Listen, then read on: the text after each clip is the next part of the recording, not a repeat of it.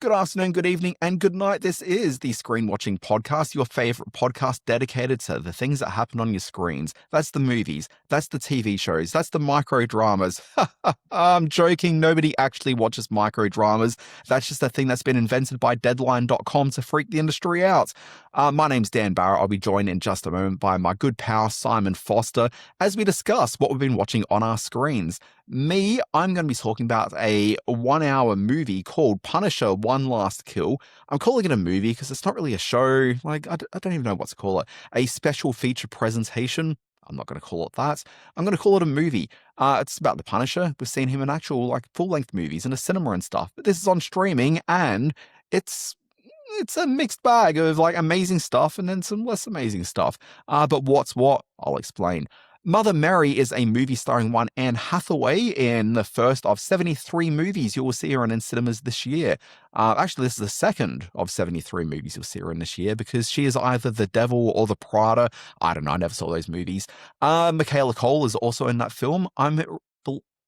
I'm led to believe it is a twisty, dramatic thriller, or so says Simon Foster, who'll be reviewing it shortly. A couple of other things on the docket. We're going to talk about the new Marty short documentary called Marty, Life is Short.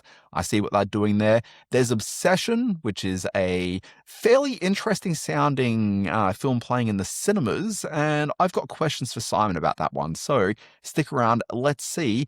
I'm going to be talking about the fact that TV is back, baby. And then also I'm going to take a little bit of a detour, a bit of a weekend away to Dutton Ranch, which is the new Yellowstone spin-off coming to your Paramount Plus streaming service very shortly. Folks, that is a lot of stuff to get through, and the only way to do that is to actually do it. So folks, this is Screen Watching. This is not like TV, only better. Television! Teacher, mother! Secret lover.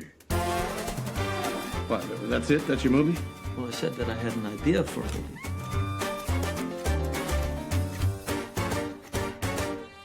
Simon Foster, this is Screen Watching, and what are you bringing to the table today? Daniel Barrett, how are you, sir? You're a bit unwell, I understand that. Hello, screen watchers everywhere. Hope you're feeling much better than Dan is. I am bringing to the table not the new Guy Ritchie film, which is in Australian cinemas this week. It's called In the Grey. The new Guy Ritchie film in cinemas this week and on streaming services in 7 to 8 days' time. I guarantee you and I have spoken at length in the past about our love for The Programmer, or what's missing from cinemas at the moment, The Programmer. That little film, or not so little film, that where you get a bunch of movie stars acting like movie stars and a director who's got a spare few weeks on his hands, and they slot this thing in to fill a few seats before the next big movie comes out. With the Star Wars film out next week, I guarantee that In the Grey is just in there to fill a few seats, sell a few tickets, move a bit of popcorn, and it'll be gone, just as you say, next week. It is such a generic action film, so I won't be talking about that. Well, I've got some much more interesting things to talk about. Guy Ritchie in the last sort of 5 or 10 years, it kind of feels like he's doing a bit of a, not one for them, one for me, as much as he's doing one for Hollywood, one for just random distribution across Europe for some European distributors. And, we'll just see what happens with it. It just seems like he does more of those than Hollywood products, I think. But he's not short of Hollywood product either. He's a busy director. He's a busy director, but the style that made him known, the snatches and the lock stocks and those sort of things, where he had that really crisp sort of zingy, blokey banter, and he could really sort of handle the machinations of a crime thriller. Something like In the Grey should be bread and butter to him, but he seems so disinterested with what's going on the screen, as do Henry Cavill and Jake Gyllenhaal.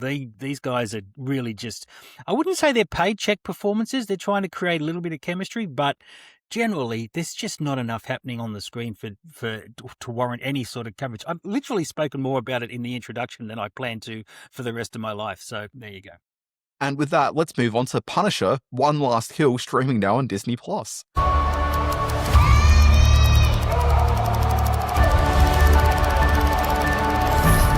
all you got? That's all you got? That's all you got?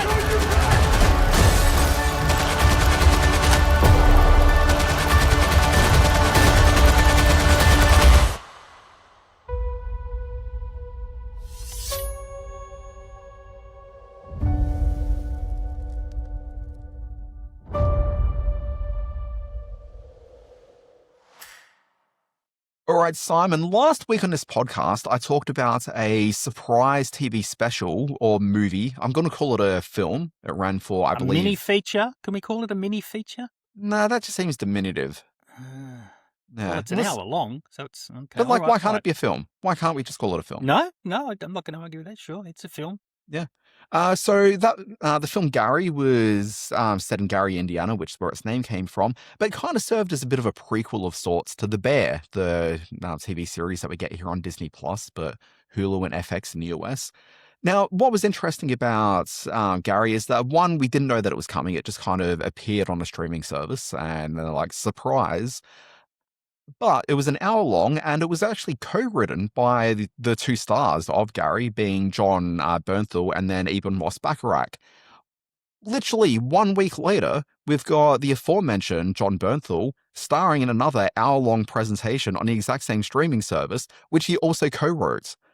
This one, though, instead of it being a prequel, it's a sequel to his Punisher TV series that ran on Netflix between 2017 and 19, which I think was a 3-season show, maybe 2-season. Wasn't a big deal. I never saw it. Never saw it. No. But the reason why this is dropping is that the Punisher features as a character in a new Spider-Man film that comes out in about a month's time. And so this is kind of just reinvigorating interest in the Punisher character right before then. But what we have, Simon, is... And before I say what the is, let me just take one step back. The Punisher as a character, I was unfamiliar with as a child growing up, but I got to know him in around 1989, 1990, when there was a little film called, was it called The Punisher? It must have been. With Dolph. Starring Dolph Lundgren. Love the Dolph version. Yeah. He was nuts. Now, I was 9 years old when that was released. Okay, Perfect. So obviously I saw it when I was 9 years old because it was the 80s, man, and that's just what you did. You watched Whatever anything. you could rent, you rented it. Exactly right. Yep. Regardless how suitable it is for that age group. Like, we watched everything when we were, like, under the age of 10. Like, it was outrageous. I would never let my daughter watch something like that. They were heady days. They were incredible times. Absolutely. So as we move beyond the negligence of my parents, what we should consider is that the Punisher for my lifetime, so the Punisher with Dolph Lundgren was the first like theatrical like screen depiction of the Punisher as far as I'm aware. I don't think he appeared in any cartoon shows or anything prior to that. But it was also the 80s, so that could have happened. It could have been just bloody as. But we've got this Punisher movie, and that kind of kickstarted this sort of thing where every like 10 years or so, there was just like another Punisher movie that came out. And none of them have ever been successful. No. Like, not a single one of them, but he's a character that people keep on returning to. And probably the most successful version of it was the Netflix series that ran, about a decade ago, starring John Bernthal. Now, because Disney, which owns Marvel, brought all those Netflix shows like into the reality of the, current sort of MCU. And it means that we're now getting like a new Daredevil TV show, which is part of that Netflix era. And then also we've got the Punisher now being sort of firmly integrated into the world of Disney Plus.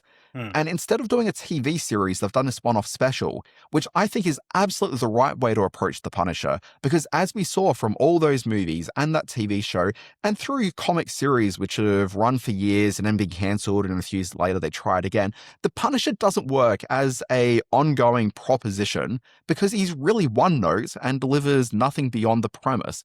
And it's a premise that we have seen executed, and I use the word executed very Nicely deliberately. done. Well done. Yep. We've seen that executed through films and TV shows like Death Wish. countlessly. Like, it just doesn't end. We talked about Guy Ritchie at the beginning. I'm sure he's made like 12 different versions of characters like this, which is Guy finds that his family's being brutally murdered, so he sets out to, take those responsible and, brutally murder them. Yeah. Like, that's all the Punisher is. There's actually nothing else to him than that.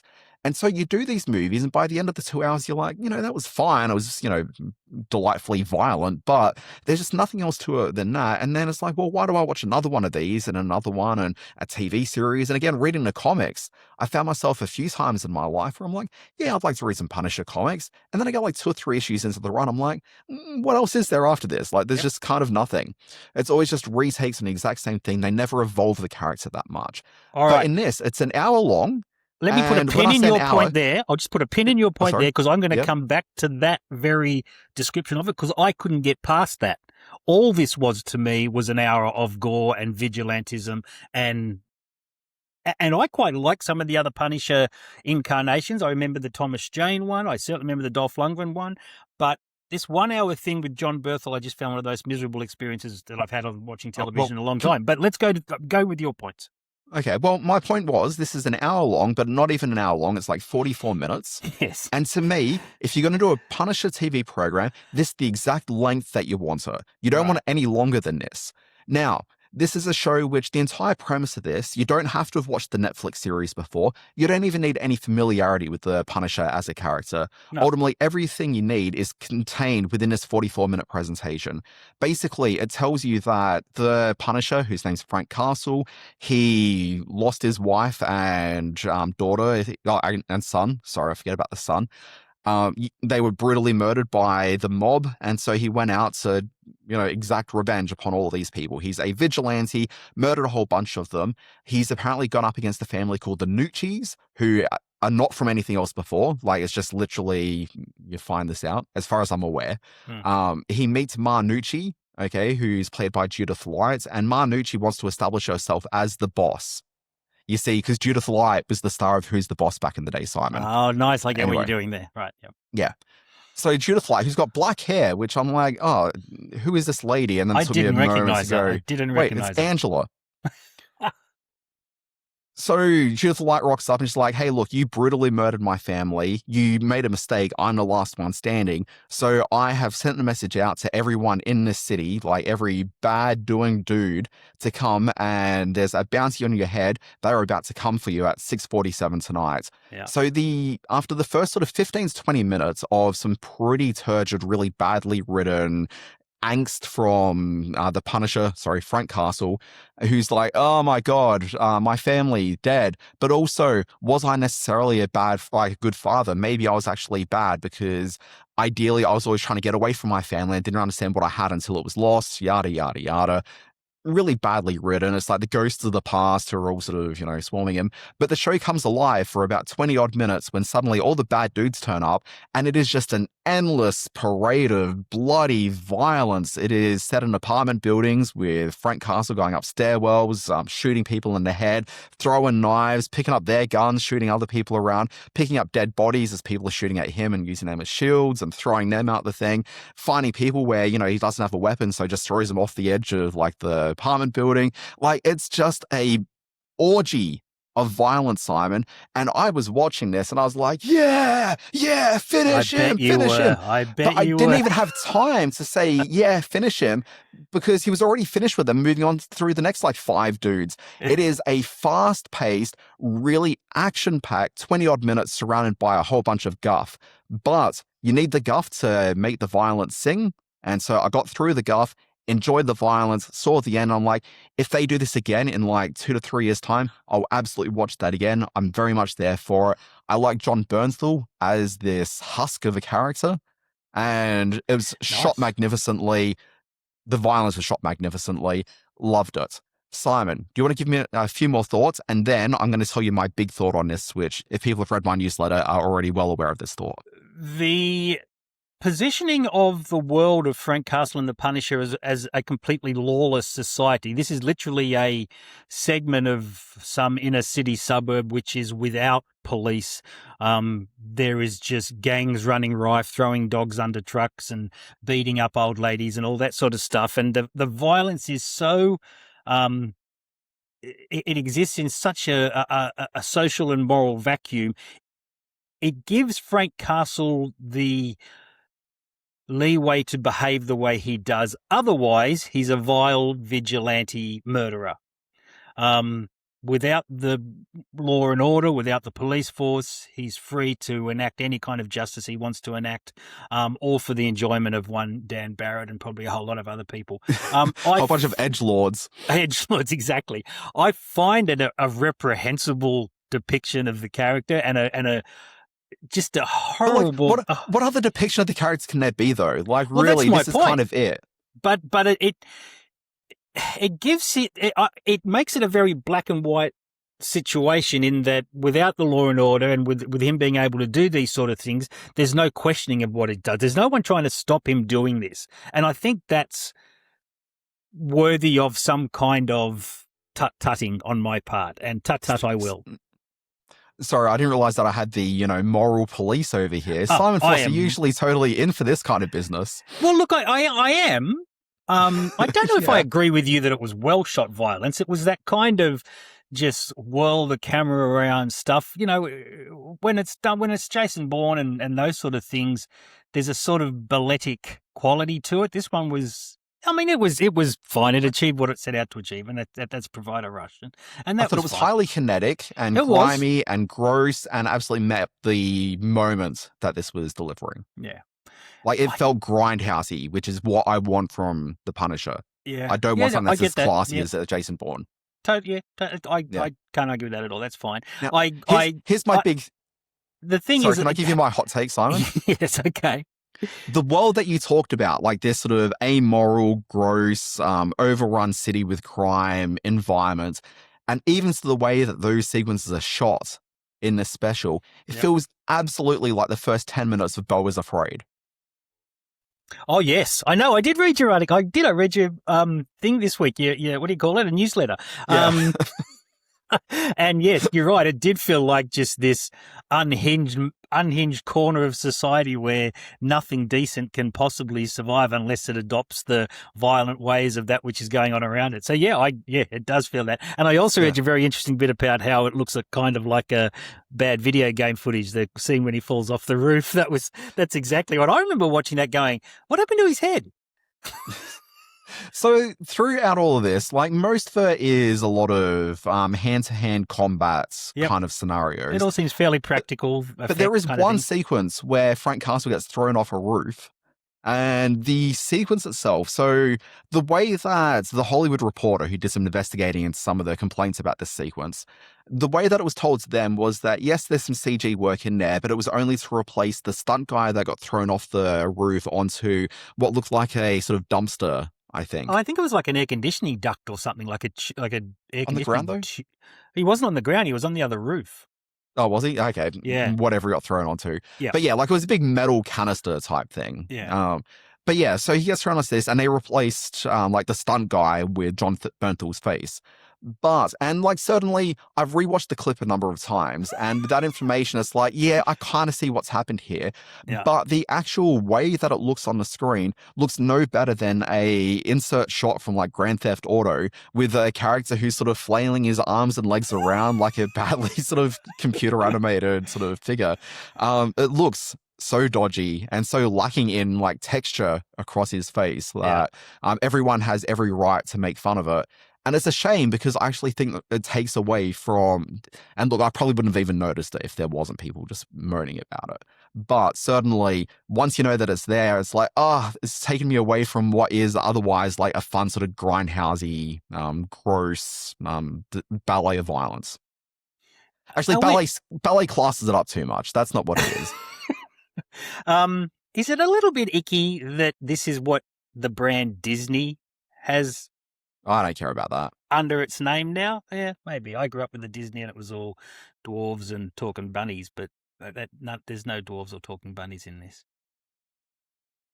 Yeah, I don't know. I think Disney for, much of my lifetime, certainly not all of it, but certainly, like a good 2/3 of it, have had different imprints which have allowed them to do some more adult fare. So this just falls into that. Punisher One Last Kill is on the Disney Plus here in Australia. It's on Hulu, isn't it, all around the world, or whatever your local branding is? I'm not too sure. I kind of suspect that it might be on Disney Plus everywhere. Okay, good to know. And John Berthel, big fan. Haven't watched the Gary thing yet, but like the Berthel.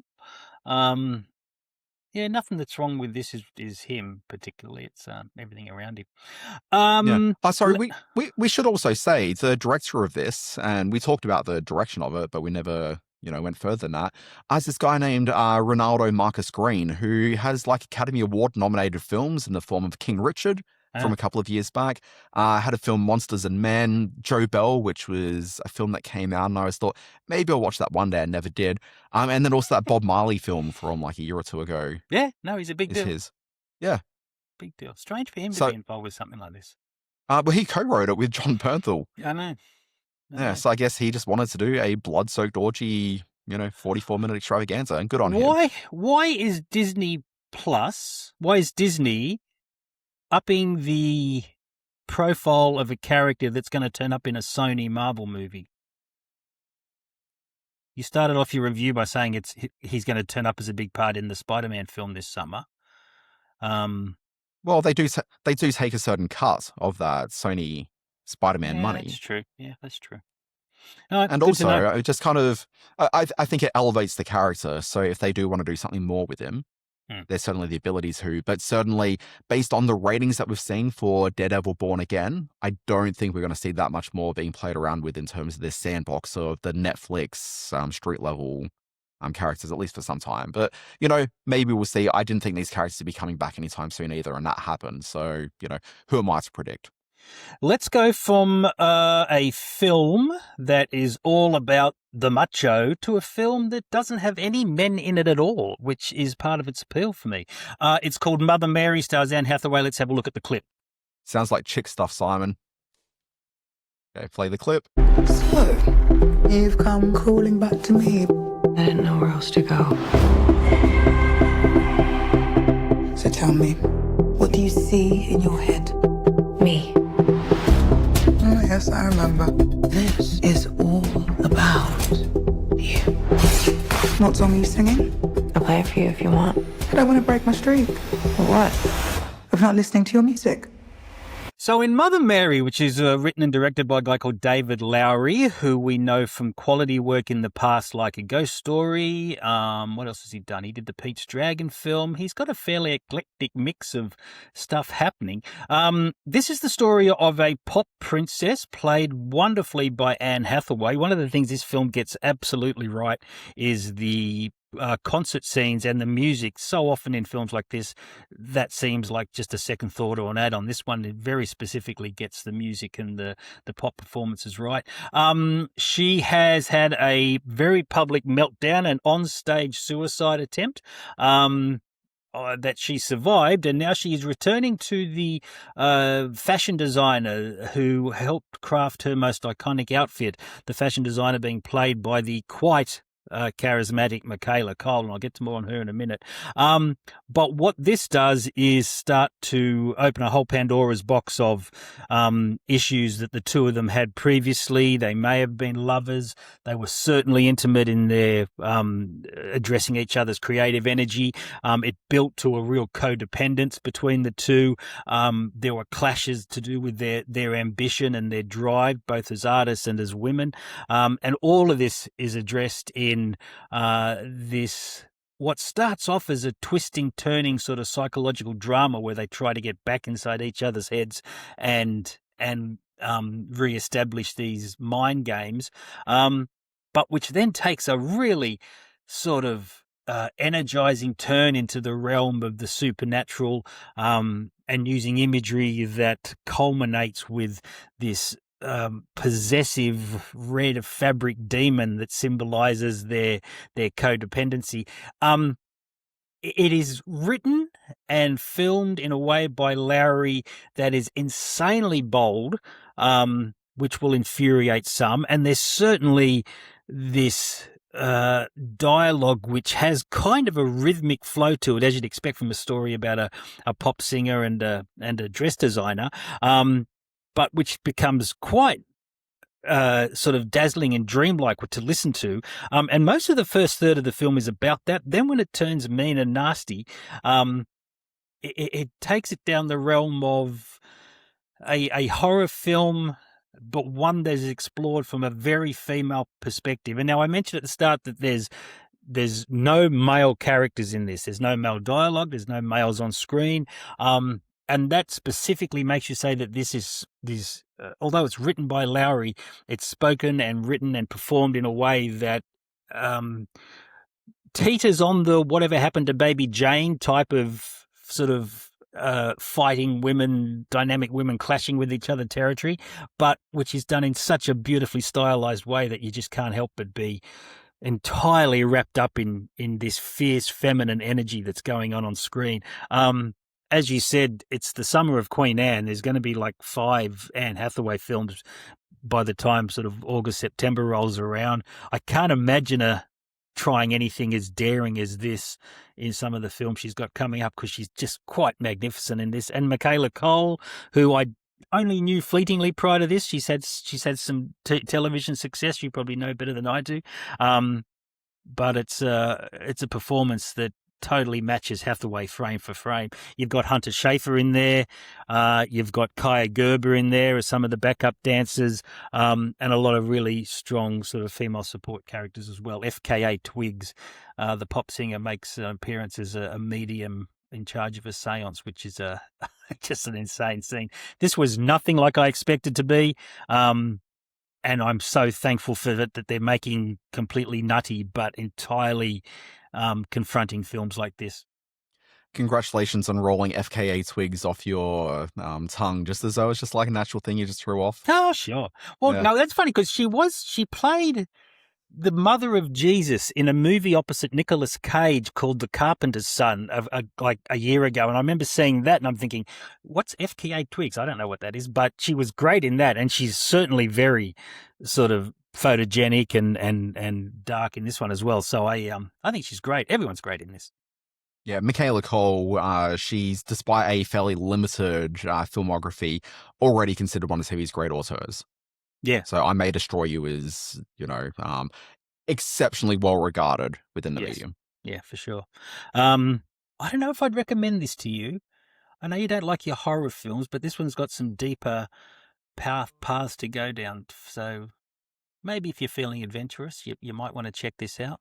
Look, I'm pretty keen on this one. David Lowery, I think, is an incredibly interesting filmmaker. Michaela Cole, I think as soon as her name is attached to something, it means that even if you don't like it, it's still going to be worth your time watching it. And Yep. I've certainly had some fairly patchy engagement with what she's done. And I've liked some of it quite a considerable amount, and other stuff not so much.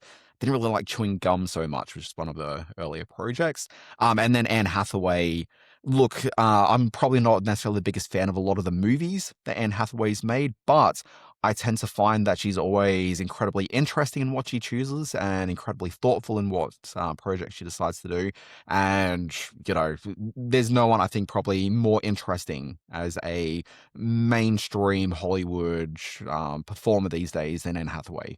Yeah, Just because there's a breadth of, she goes from different type of genre thing, and she's always working with always the best in any sort of chosen genre as well. Yeah, she's in that position now, and that's a great observation of her. She's got End of Oak Street coming out at the end of the year, which you and I both agreed is one that we're looking forward to. She really addresses, when she came out of when she won the Oscar for Les Mis a couple of years ago, and there was kind of a backlash saying, oh God, she's so scenery chewy and she's so big in this part. She she does address those accusations in her performance as this pop character. She just goes all in on as kind of a Lady Gaga or Dua Lipa type of stage presence. And I don't think she's going to win any new fans for this, but she certainly addresses those, the lashings that she took after the Les Mis scenes. And well, the I Les think Mis she's stuff great. all came about at the same time as, she was coming off the back of the Academy Awards co-hosting, which didn't go particularly that well. And not necessarily her fault. She was definitely there with the co-host where she was giving it her all, where the co-host was giving it, what's the opposite of giving it your all? What is that? Because that's certainly what Franco was delivering. He was not particularly present that day, was he? No. So I think ultimately she came out of it with some very sort of incredibly large theatre kid energy. Yeah. And graded on some people, but I think there was a bit of a very quick retrospective look back going, wait a sec, were we just wrong to be criticizing her like this? Because she really does deliver just so frequently. Yeah. Mother Mary it's in most of the big chains. I know it's in Event and Hoyt, so it's been given a bit of a roll of the dice by the distributor, which is a good thing because it's certainly not usually a thing you'd find on those sort of screens. But you'll find it playing a couple of sessions a day near you For this week. for a little while, briefly. Yeah, absolutely. Simon, shifting gears, I want to talk to you a little bit about Dutton Ranch. Now, usually we don't play clips towards the back end of the podcast like this, but I want to make a special exception for this one, only because it really ties heavily into Yellowstone, which we're all very familiar with, and I kind of just want to show a glimpse as to what this sequel series looks like. So here's a clip. We'll talk about it on the other side.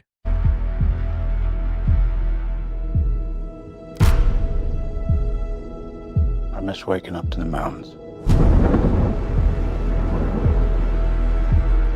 This life here is gonna work, isn't it? We'll make it work.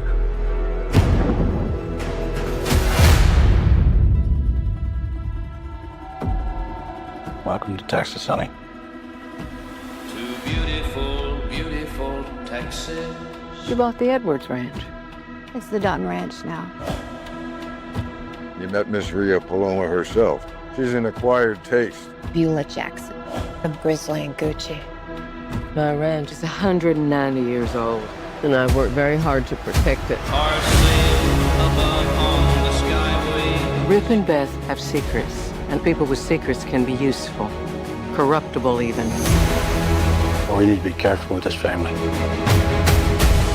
No one understands what we've done to protect this ranch. Right, so as I said, this is a sequel series to Yellowstone. So what you probably have to think about with this versus Yellowstone is that Yellowstone, despite its massive success, is a show that ended up falling apart in the sort of latter end of the run, purely because of the animosity, the tension between series star Kevin Costner and series co-creator and showrunner of the series, Taylor Sheridan. Now, what's happened here is Taylor Sheridan is not the showrunner of this new series. Is this guy named Chad Feehan, who's only there for the first season of this one because there was some tension between him and the actors on the show, and also apparently Taylor Sheridan as well. I'm not too sure. Does Chad have runs on the board? Is he a showrunner of note? I'm not too sure. I don't know that much about him. I think he was a staff writer on Yellowstone and has had some involvement before. So he's not a newbie to the universe of it all, but certainly I think this was his first time running a series, possibly, but don't quote me on that either. I'm not sure how true any of that is. It may all be just lies, damn lies, and fake statistics. So in this one, the premise is that Beth Dutton, which is the daughter of the Kevin Costner character from Yellowstone, and her husband Rip Wheeler, as played by Cole Hauser, the two of them have in the opening sequence of this, there's a massive fire that comes through and wipes out a whole bunch of cattle or potential cattle, farmland, and the Dutton Ranch that we knew from Yellowstone. Oh, no. So the two of them pack up and head to, I think it's South Texas or something. It's far enough away for them to feel like they're somewhere different, but also not so far away that they leave Texas, which my understanding is that could be quite a distance. Yes, it's a big place. So there's also an actor in this name, Finn Little, who plays, I think, their kid, if I got my actor right. And I don't know whether he was part of the Yellowstone series or if he's like a newbie into this, like they've recast or something, or created a kid out of, just thin air. I'm not too sure. Well, they know what causes that nowadays, how to create a kid. It happens. So I've read some pamphlets and I saw some things about how to create a kid, but I'm not too sure about the creation of this kid specifically. But you've also got this really interesting additional cast that's been added. And I use the word interesting with a little asterisk in that bringing some proper Kevin Costner level star power to the sequel series. You've got Ed Harris and Annette Bening. That's a bonus. They're good people. Pretty big. In this, when you're watching it, Annette Bening could really be any actress at all of her, age. It could be some character actor that's just been doing good work that they've brought her in here for this. Like it could be Rusty Schwimmer for all that, the role demands. Rusty Schwimmer's a real person. Look her up. You absolutely know who Rusty Schwimmer is. I promise you. Could be Dale Dickey. Could it be Dale Dickey? It could be Dale Dickey. I love Dale Dickey. Not Dale Dickey. I'm not sure she has the gravitas, but certainly someone like of a Dale Dickey type could absolutely be playing this. But obviously not quite the knockout that Annette Bening is. Sure. Let's be real. Sorry to Dale Dickey and her, the Dale Dickey... The legions of fans. Yeah, the squad out there the of Dale Dickey fans. But Ed Harris is in this as well. He plays a vet. Annette Bening plays the villain of the piece. She gets immediately off on the wrong foot with the Beth Dutton character, and she wanted the property that these two have purchased, and it's just this whole thing. But ultimately, what you've got in this one is... There's a thing with Taylor Sheridan characters, particularly in his TV work, okay, where it's a lot of very flowery sort of love of their relationship with the land. And we saw this really, really heavily with the recent Michelle Pfeiffer TV series that he wrote and didn't direct, he just wrote it. And I can't think of the name of it right now. The Madison. The Madison, that's exactly what it was. And if you remember the language of the Madison, it was lots of looking off at, the beautiful vistas. And in this one, I think Beth Dutton delivers a line that's something akin to the sky just goes from the ground and it just keeps on going. Oh, good Lord. Yeah. These are essentially country and western songs. In the first episode of the Madison and in the first episode of Dutton Ranch, something terrible happens. There's a tragedy that they've all got to come back from. In that one, Kurt Russell dies. Oh, you're talking about Kurt Russell's character dies? In the Madison, yeah. And in this one, the ranch burns down. They're all faced with some huge tragedy that they've even got to get over, which you could just put a guitar riff behind, and it's a well, actually, I can't even think of a country and western singer. It's a Dwight Yoakam song. And look, I mean, the reality is there's a couple of country western singers who have like acting roles in this, and that sort of thing does exist within these programs. Now, I had the asterisk saying that there's an interesting cast, and I think this is the part where I also mentioned that Jai Courtney is part of the cast of this. Australia's own. Yeah, but I also struggle to ever use the word interesting and Jai Courtney in the same sentence at any given time. He has been trying to be a star now for about 20 years, and every now and then he gets a little bit closer, but then he kind of takes 3 steps back. Oh, man, this guy. There's a couple of actors, and he's on that list.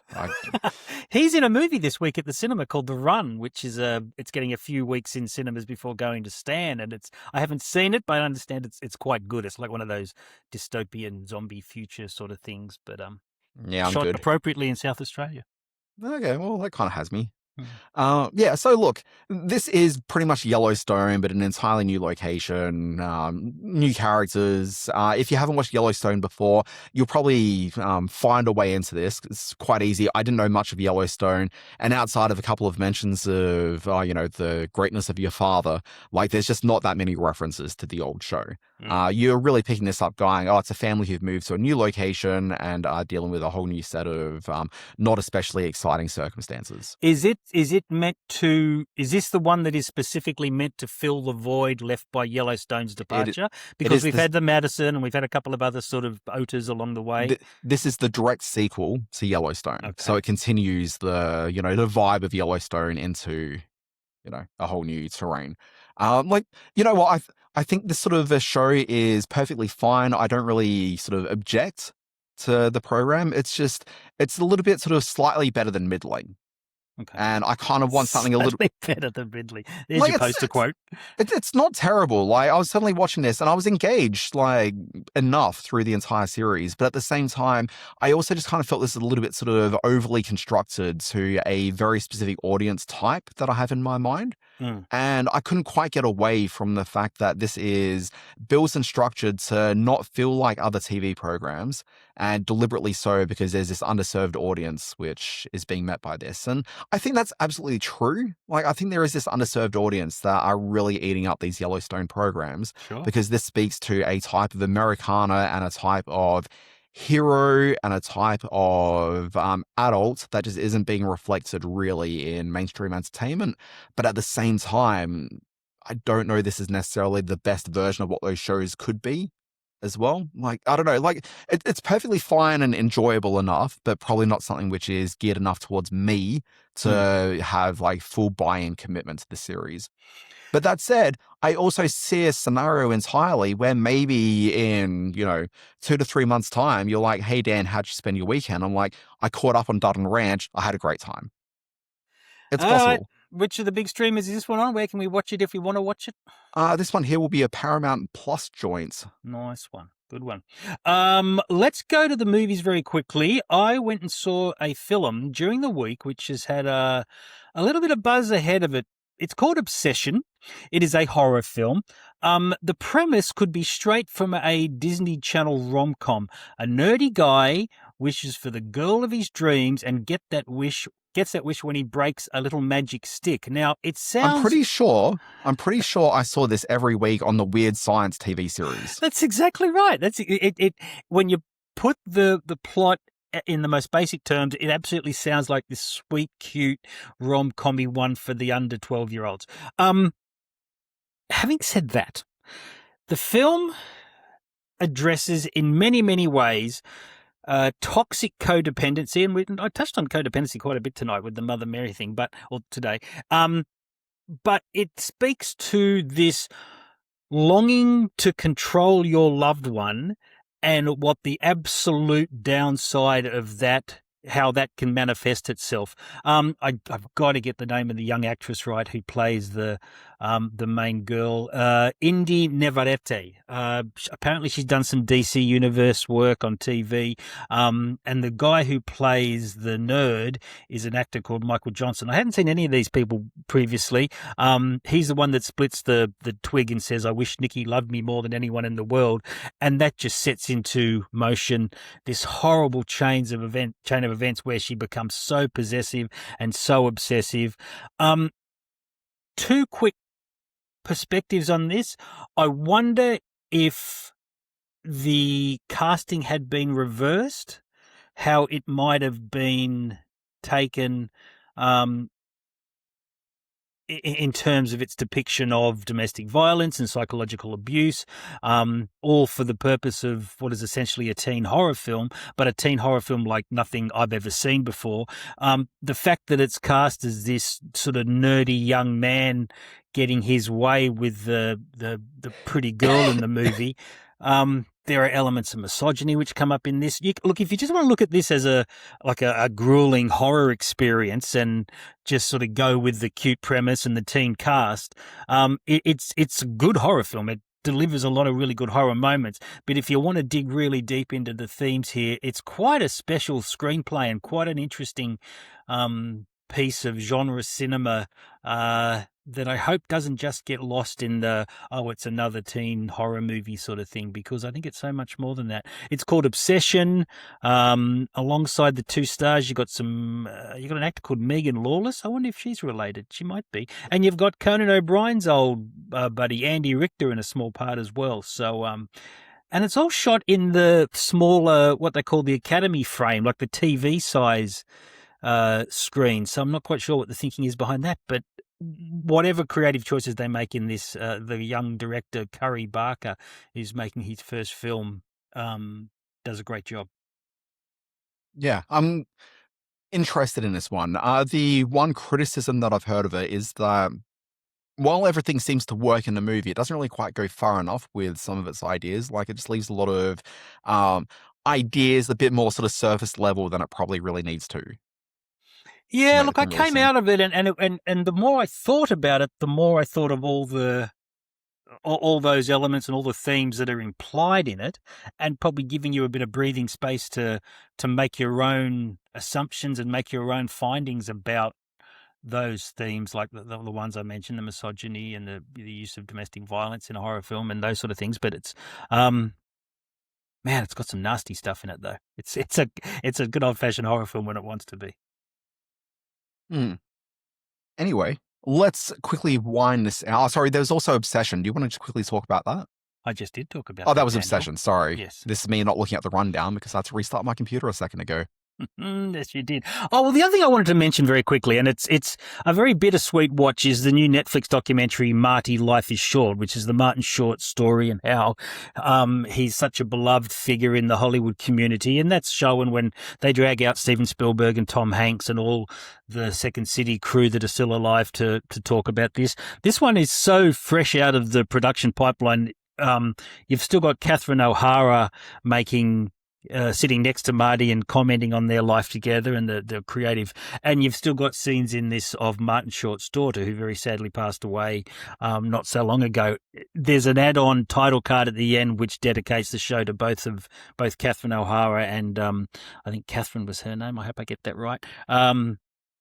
But the daughter's death is not addressed in the show. Apparently, Marty addresses that in a 60 Minutes interview, which is just aired in the US. In this one, it very much looks at his life as a bit of a comic genius. And in that regard, it's a lovely watch and a very sweet and fun time. And all these people saying wonderful things about Martin Short I don't have any problem with it all. So it's just one of those ones where you got to turn off your critical edge a little bit and just enjoy friends talking nicely about one of their mates, and that's kind of what it feels like.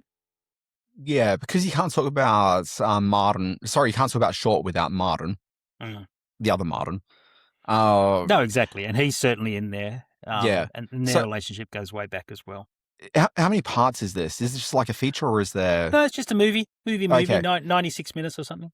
Because the Steve Martin doco series was a two-parter, and they split Steve Martin's life into these two halves. So the first half was taking him up to, I think, the early to mid-90s, or maybe just even a bit further beyond that. And then it was kind of like a modern-day Steve Martin and sort of where he's at the moment. And I found that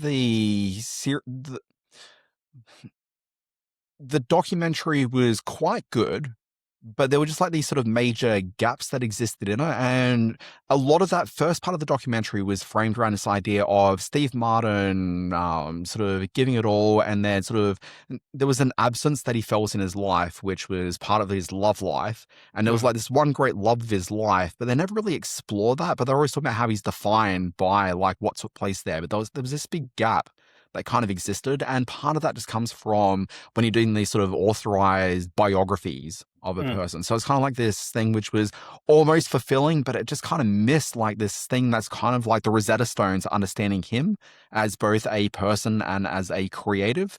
And so because I can't quite get away from that in my mind, I'm a little bit nervous about going into this one where I'm interested in Martin Short because of all the stuff really early in his career, but I'm just a bit concerned that I'm going to miss out on some of these sort of core aspects of him. There's absolutely no concern with regard to his romantic life. He had one love his whole life, Nicole, who very sadly passed away. He's had a lot of tragedy befall him, and that is not skimmed over. It's how he's dealt with that tragedy, whether it's the passing of friends like John Candy or Catherine O'Hara, or whether it's, his personal life right up until the passing of his daughter. But I didn't feel, and I've been there for the whole Martin Short trip right from day one with the Second City TV stuff. His feature film debut with Three Amigos, a favourite of yours and mine, and to see the young man he was. There's some familiar elements in there in that, my dad was, he was funny, but he was also a bit mean if he got the gin into him. And my mum was this angelic figure who sort of kept the household in balance. But there's no bad sort of family history. The four siblings are all very close, still very close. And it's a very warm documentary, this one. Yeah, look, it's pretty fun to see these infamous people on screen. Yeah, it really is. Yeah. Which we know means more than famous. Simon, I just want to wrap up this conversation by talking about the fact that TV is back, baby. What does that mean?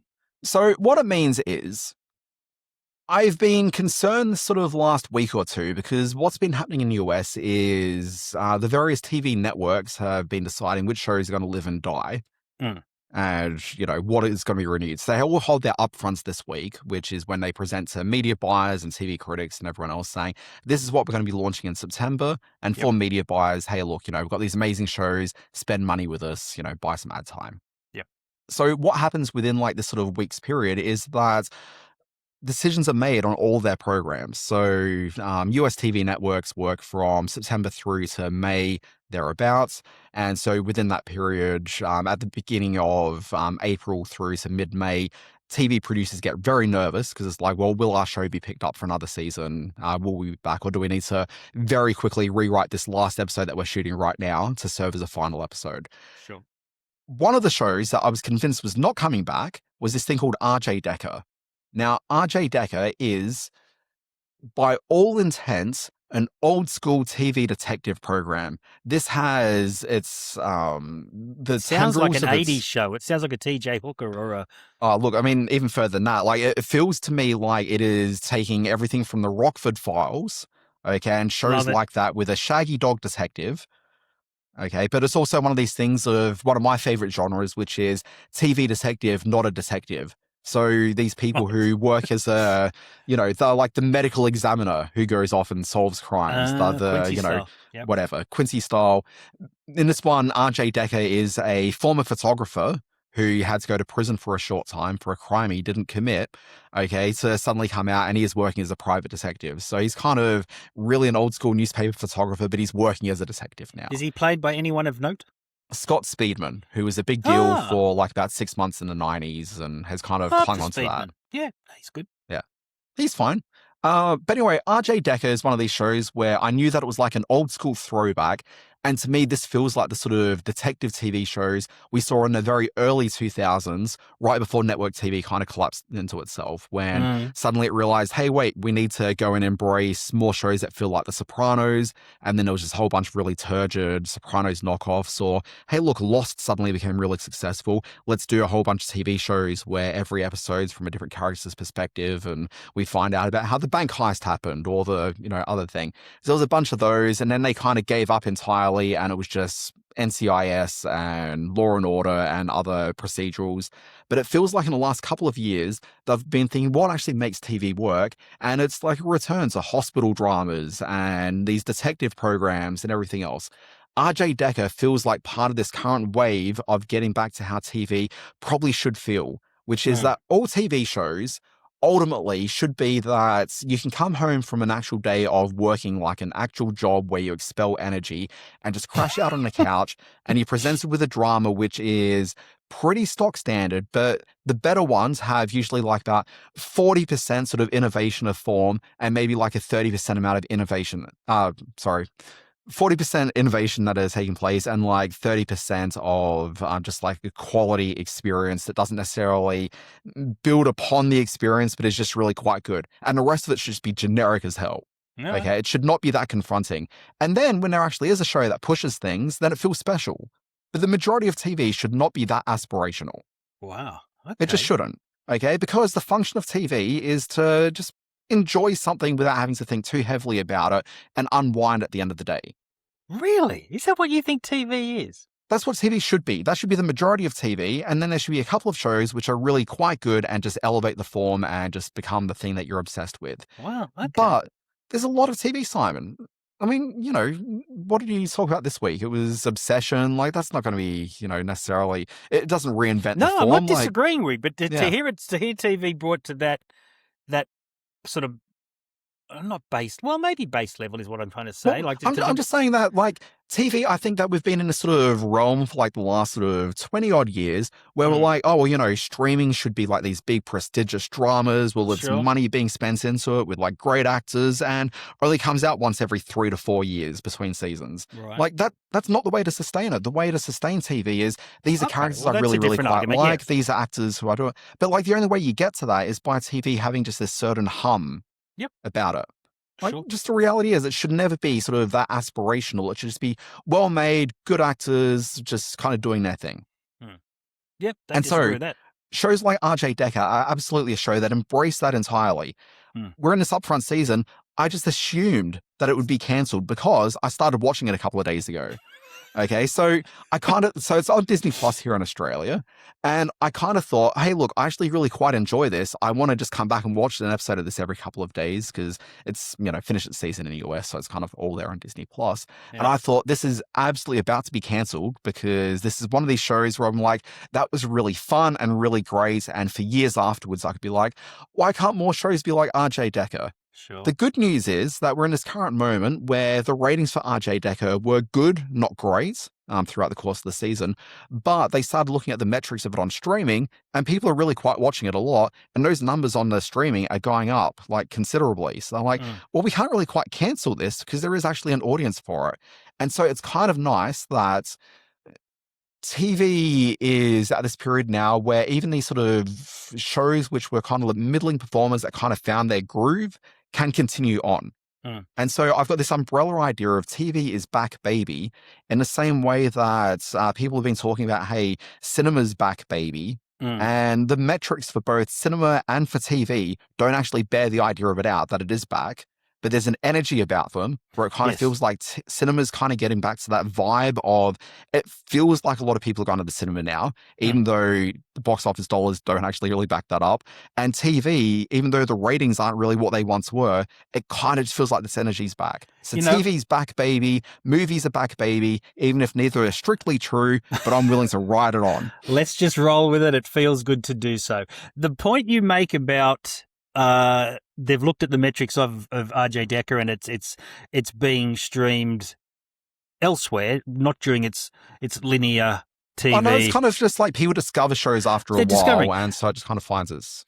So and we may talk on this next week, because next week is the week when Stephen Colbert finally packs up his bags and moves on. During the week, the 5 late night hosts all got together on Colbert's couch, and I can't remember which one it was who made the point, but the question was raised, in this day and age, does the late night format still have a life? Is it still relevant? And I think nobody's asked that question at all. And I think Kimmel said, regardless of what we're doing on with our linear numbers, we're hitting big numbers on YouTube, and people are watching us just when we want to when they want to watch us. So the format itself is still kind of working, just not in that late night format.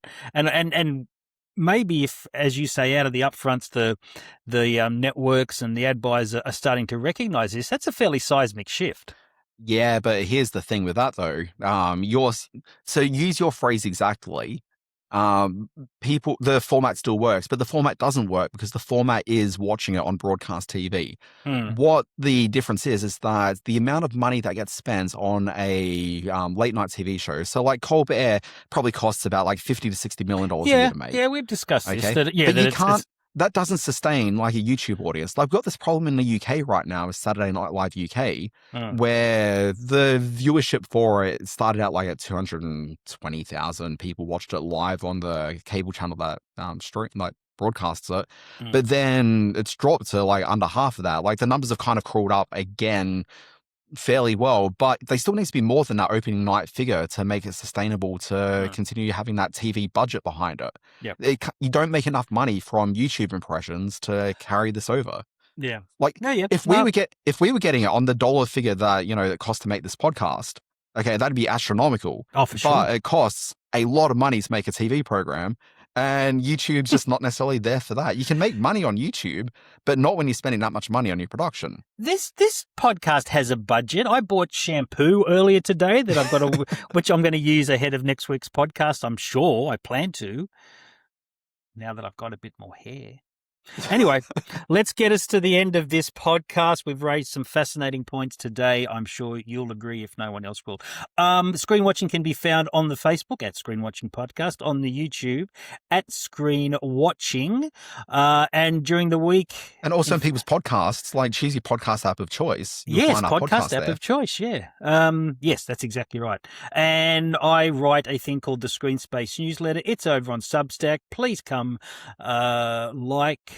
restack, subscribe. I think that's what they ask you to say. So, and Dan, I know you do lots of other things beyond this podcast. Yeah, I do. Bathe. So I should talk. Yeah, okay. Yes, Look, I do this newsletter. It's called Always Be Watching. Find it at alwaysbewatching.com. It's a daily newsletter that talks about all the news and information about TV and streaming and movies that stream and video games and like just some other stuff that's kind of interesting and of the moment. And that one you can find 5 days a week in your inbox. And again, alwaysbewatching.com. Nice. All right. Big week next week. Star Wars, The Mandalorian, and Grogu is in the cinemas. You and I will be seeing that at a special event screening put on just for us by George Lucas and Kathleen Kennedy. No, is Kathleen still there? I don't know if she is or not. But yes, we'll have plenty to say about that, no doubt. What do you got in the world of TV? Is anything as exciting happening? Look, next week, there's a couple of things floating around. We talked about this last week on the podcast where I didn't think there was anything interesting, but there's actually The Burrows, there's Maximum Pleasure Guaranteed. Yes, there is. There's stuff, but whether we review those on a show next week or we just put out a special Mando episode, I guess will depend based on what we feel about the movie when we come out of it. Maybe. We can't spend 40 minutes just going, meh. Well, no. We can. Sometimes we have. I mean, it hasn't stopped us before. So, look, we've got that coming. So we may talk about those shows next week. We may hold them off for another week. I'm not too sure. Yeah, look, it's an exciting time to be us. It is really an exciting time. All right, mate. Have a great week. Bye-bye. Peace out.